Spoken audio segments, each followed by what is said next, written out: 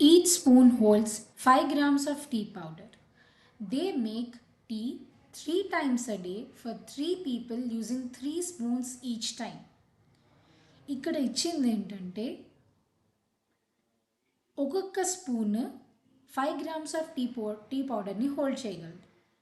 అలాంటప్పుడు ఒకళ్ళు టీని 3 టైమ్స్ అ డే ముగ్గురు కోసం 3 స్పూన్స్ ఈచ్ టైం కనుక వాడితే ఎంత టీ పౌడర్ యూజ్ అవుతుంది అని అడుగుతున్నారు.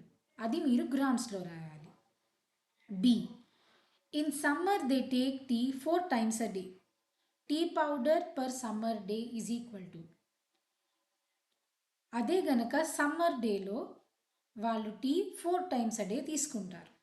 అలాంటప్పుడు సమ్మర్ డేకి ఎంత వెయిట్ అవుతుంది అని రాయమన్నారు. పర్ 30 డే మంత్ ఎన్ని గ్రామ్స్ అవుతుందో కూడా రాయమంటున్నారు. See, in winter they takes tea 6 times a day. Tea powder per winter day is equal to, అదే చలికాలంకి వచ్చేసరికి టీ వాళ్ళు 6 టైమ్స్ అ డే తాగుతారు. అలాంటప్పుడు దాని వెయిట్ ఎంత, పర్ 30 డే మంత్ దాని వెయిట్ ఎంత, is it more than 1 kg or less అని కూడా అడుగుతున్నారు. Fourth question, at home list 3 items bought in kilograms and 3 items bought in grams. మన ఇంట్లో